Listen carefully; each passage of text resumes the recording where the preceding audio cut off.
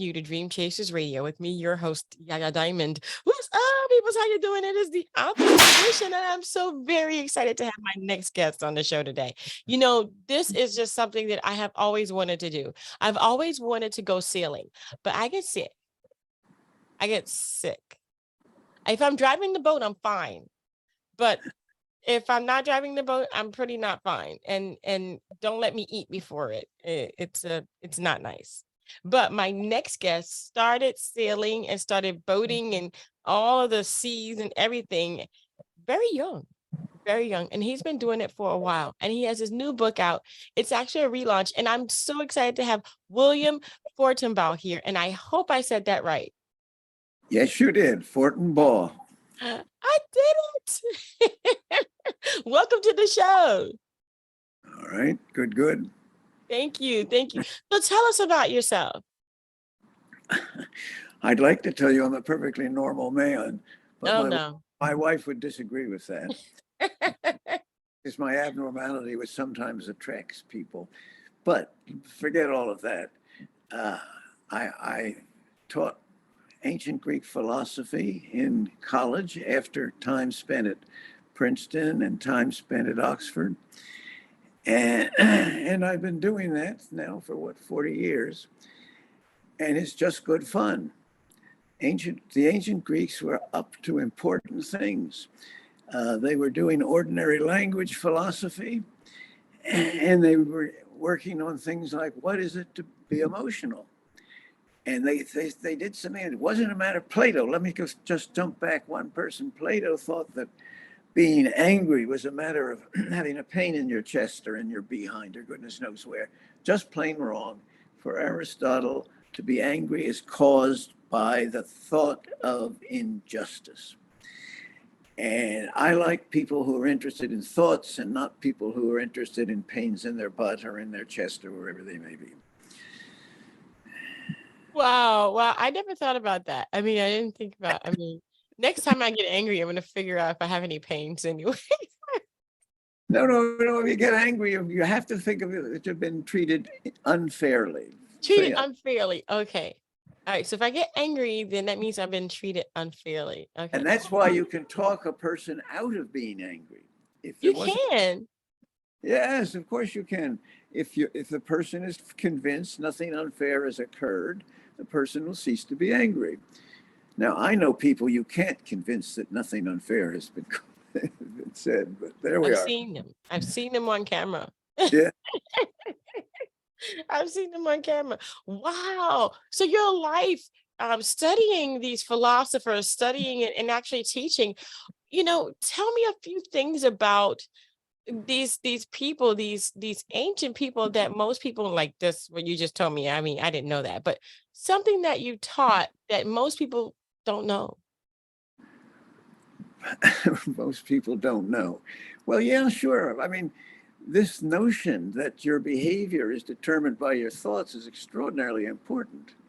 And it's why we can reason a person out of being frightened, angry, and so on. And if you think that it's something that is strictly sensational, sensational in the sense of pain, that anger is a pain, you can't get rid of it. And of course, some people can't get rid of their anger. But that's because either their body is dysfunctional or they're bullheaded and won't think things through. I prefer the bullheaded person to the person who is mentally deranged and suffering from constant pain. Okay, now that's Wow.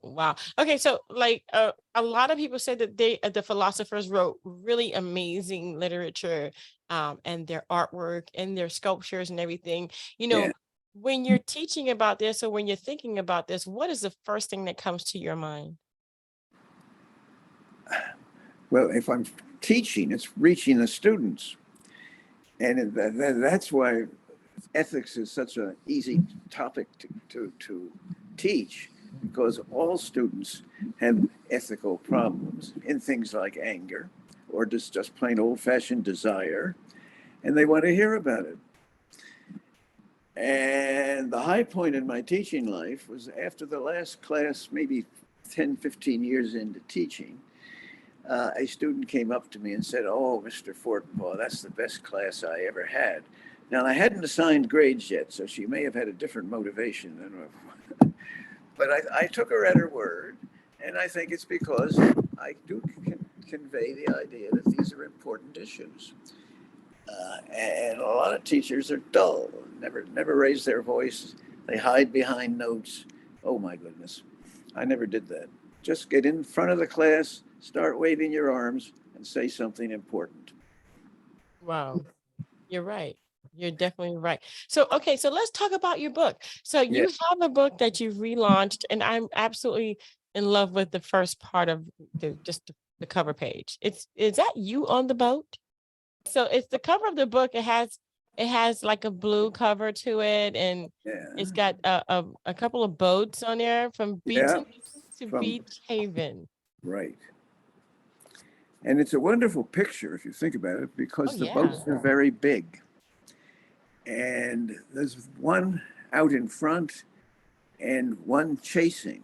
Mm-hmm. And it was the last race of the season, and we were winning the season by 1 point, and we had to keep a boat that's not in the picture behind us, and we had a squabble on the boat because I wanted to keep that was 1 point behind us, but my crew wanted to try and win the race, which meant beat the boat in front of us.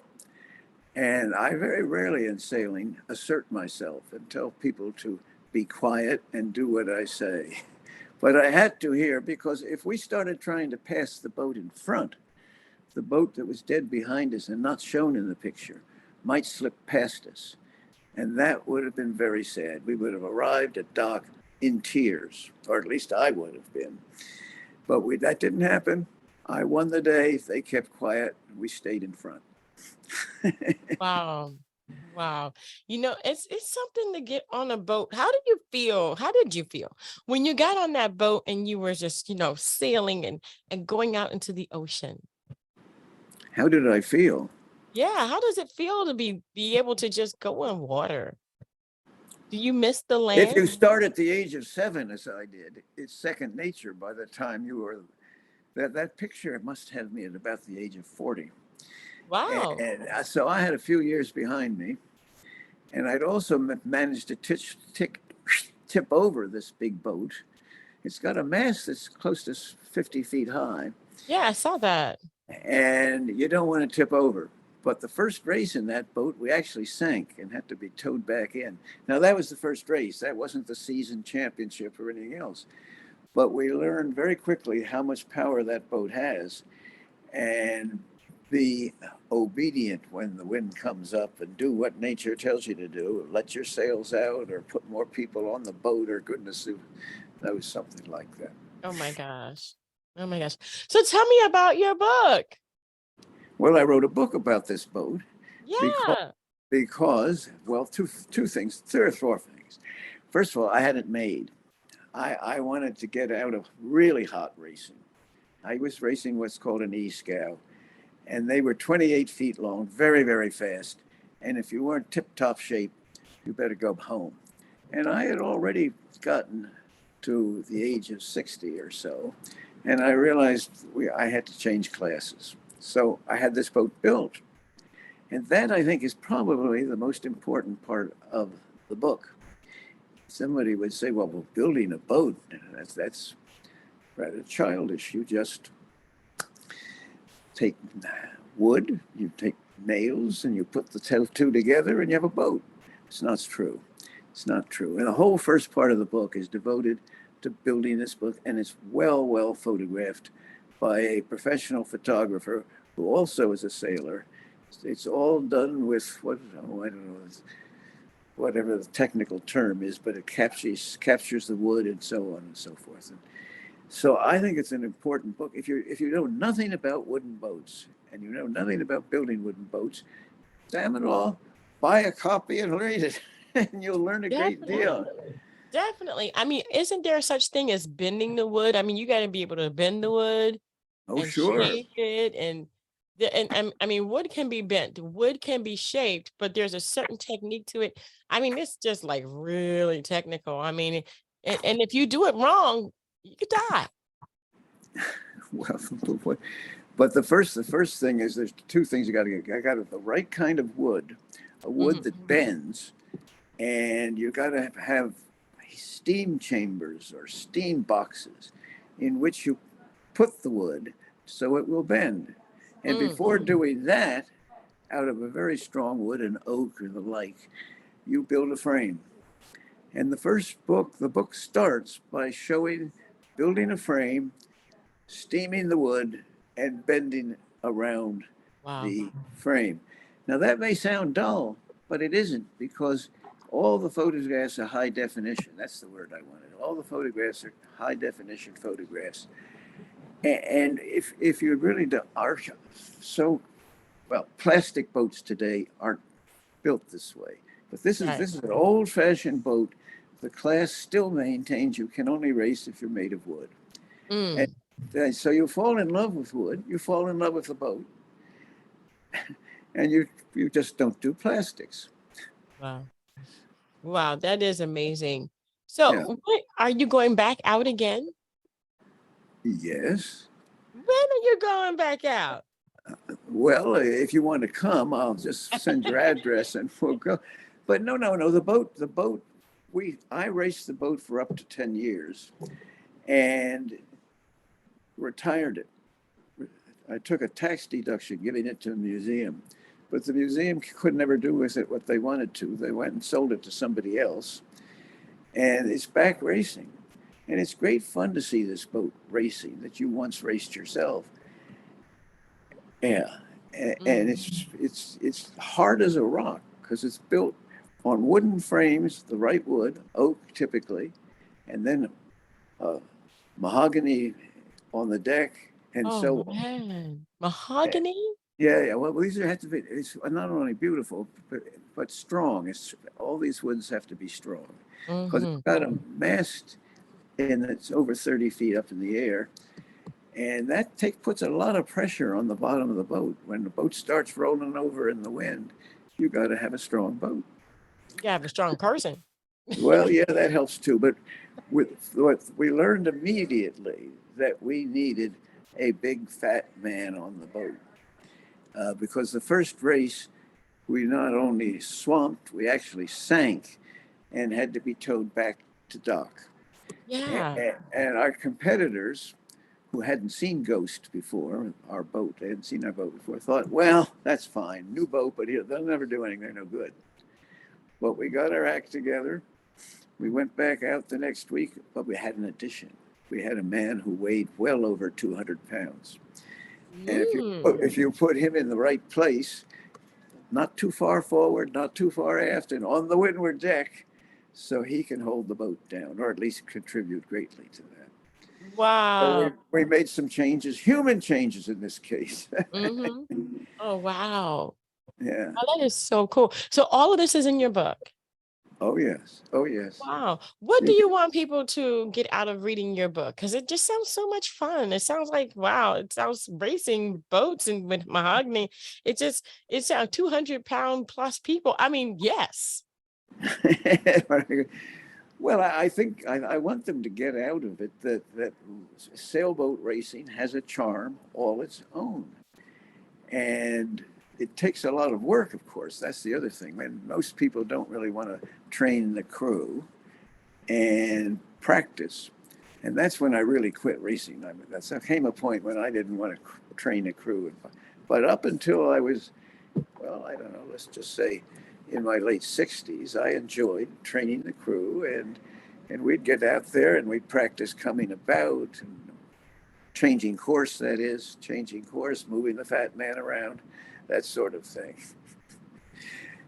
And the guy Oh who's my fit, God. the guy who's fat really doesn't mind being it because that's why he's on there. And Right. it's a lot of big people out there who like to be big. I never have understood this. I'm quite little. And so I can move around in the boat and not upset things. But if you're a big man, well over 200 pounds. You can't just move around. No, you cannot. You cannot. No, No. you cannot. Wow, that is kind of cool though.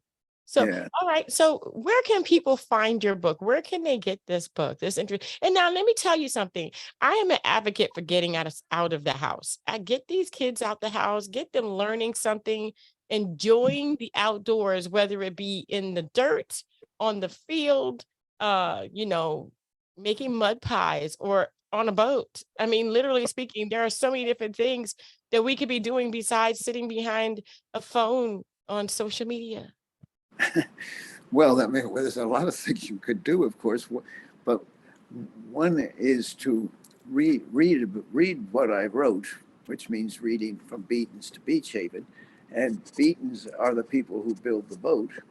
And if somebody is living close enough to Barnegat Bay and wants to go see Beaton's boatyard, I asked them to get in touch with me, and I'll be delighted to give them a tour. And Beaton's would love it themselves. They're very proud of their work, and they ought to be. Wow. But go to any boatyard and working in wood. Today, of course, so many things are made of plastic, but that's okay too, because of the boats I was racing before I had a wooden boat built were plastic, and there was almost no upkeep until you had an accident. But assuming that didn't happen, there was no upkeep. But these boats require an enormous amount of upkeep. You've got to keep them dry so they don't put on that much weight. All right, I'll just stop there. Well, thank you so much. I'm going to go ahead and put your website in the description box below so that people can get it. And it is literally WilliamFortenbaugh.com. I'm going to put that down in the description box below so that it's easy for you guys to get it. It's William, and the last name is spelled F as in Frank, O-R, T as in Tom, E-N, B as in boy, AUGH.com. And I want to thank you, sir, for being on the show. It's such a pleasure. All right, well, I just want to tell you something about the English language. Yes. The last part of my name, B-A-U-G-H, is an odd combination of letters in English. It is. And it's pronounced Baugh, and it's like Kavanaugh. And A-U-G-H is a common enough Irish ending or Scottish ending. But has nothing to do with sailing. That's just who I am and who Mr. Kavanaugh and so on are. They're Irishmen by birth or family history. Wow, that is so cool. Well, okay. McFerrin is an Irish last name, and that's my father's last name. I got 17%. So good. Never know, we might be family. Oh man, I want to thank you so much for being on. Thank you very much. Thank you. And thank you guys so much for tuning in. Hey, if you want to comment below about where you're from, or if you love boating and you've raced before, or if you ever want to go ahead and get that tour, or you just don't know what to do, you can contact him on his website. He has a contact. Please do. Please contact me. It'd be fun. Definitely, definitely. Or you could just go ahead and go below wherever we are and just go ahead and comment, hey, I'm interested. We'll keep an eye out on that and make sure that you get in touch with William. I want to thank you guys so much for tuning in. Don't forget to dare to be different. And until next time, bye. Hey, go sailing. Let's go sailing. Yes.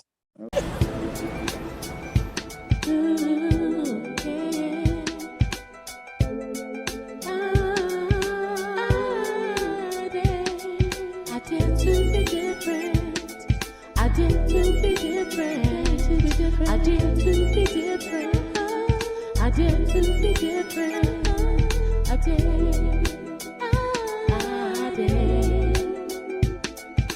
did.